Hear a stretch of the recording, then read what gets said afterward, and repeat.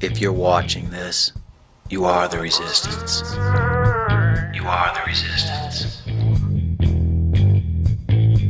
What time is it? As it turns out, it's time for some good news. I have heard it said that a good litmus test to decide whether you're doing what's right or not. If you are faced with doing something that's easy or doing something that's difficult, usually the difficult thing is the right thing, the right path. It's very rare for the right thing to be easy. And it kind of frustrates me at times when people will put forth this argument that they don't want to get involved. It's too stressful. I don't want to get involved in that. That doesn't pertain to me. Just like people didn't want to get involved when the Nazis started hauling people away, until finally there wasn't anybody left to complain. The thing is, things never got changed for the better by people not getting involved. When we saw change for the better, it was because people dared to sit at the front of the bus.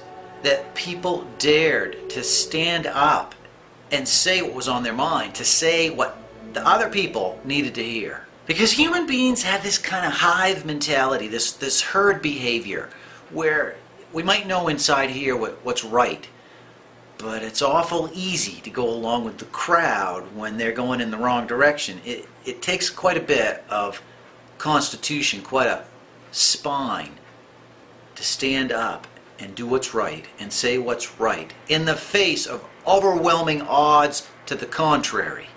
Which is why I am extremely proud of all of you guys. As it turns out, threatening the president by hanging, advocating for overturning the country and reinstituting slavery tends to be investigated by the FBI. So I have sent all the material that I have collected on Ogith and his band of nitwits to the Secret Service, to the FBI. And while I would like to personally thank the channels that got me headed in that direction and made those contacts possible, I don't want to direct any vengeance, any hate towards them. So yeah, I got quite a dossier on Ogith and his band of KKK wannabe Nazis. And I have more good news. Thanks to my good buddy Super Soylent and some friend of his, I managed to get back into my email account and I have successfully filed counterclaims against Ogith's BS. I fully expect my old channel to be up within a couple of weeks. Now, even though I don't believe in evil, and I've said this quote before, I really think there's a lot to this. I have heard it said that all it takes for evil to prosper is for good men to do nothing. Now, this of course applies to men or women. It just means that if we choose to ignore crimes, we choose to ignore bad behavior, it will prosper.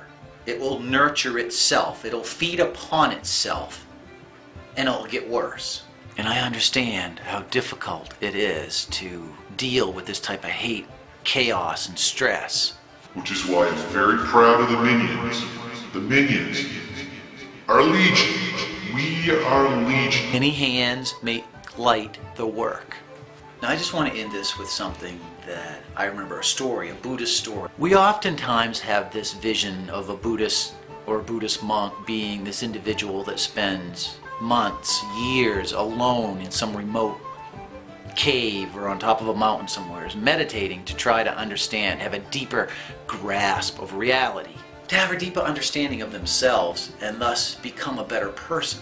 Now, Buddha was once asked this question, that how does that help humanity? How does that reduce the suffering of other humans if someone chooses to remove themselves from society? In effect, remove themselves from the things that are causing the stress, because a great deal of the suffering we humans cause ourselves by our bigotry, by our hatred, by our ignorance and misunderstanding of what is real and true. Our perception colors things in certain ways and breeds this hate. And Buddha's answer was that it is good for an individual to go forth and to have some introspective thought, to meditate alone, to remove themselves from society if they must, in order to discover these greater truths, to become more centered, become stronger, to become able to make a difference. Because if we're confused and wrapped up in all of this stuff, what we think might be helpful might actually make it worse. If we're not seeing the problem clearly, it makes it really difficult to fix it. So in much the same way as a monk has to separate themselves from the stress and have that time to meditate, that time of peace, to get centered so they can come back and do the job. There's many people coming forth. Every day I get PMs for people volunteering to help out, providing information, keeping tabs on these racist, hating, and that is what is needed to have us address these people. Walker said something along the lines that every minute of every day there's 29 minutes worth of video uploaded to YouTube. Every hour there's 29 hours of video uploaded. And someone else told me that YouTube's got like 70 employees. So there's no way that they are watching all these videos. The only way that a video comes up on their radar is if we report it. And while I understand the anti-flagging campaigns that are going around, this is completely different. I don't want people to get confused. I do not advocate flagging a video that disagrees with my opinions. I am all for freedom of speech.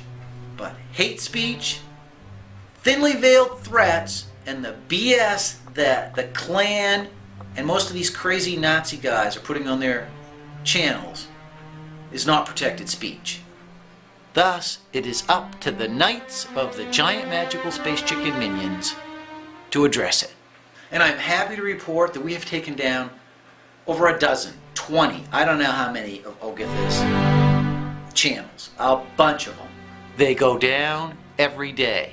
As fast as Ogith and his nut jobs put channels up, we take them down. If they are too stupid to abide by the terms of service set forth by YouTube, then they do not deserve to be here. And if they're that dumb, we can just keep taking them out. But yeah, you guys are doing great. All hail the giant magical space chicken of peace.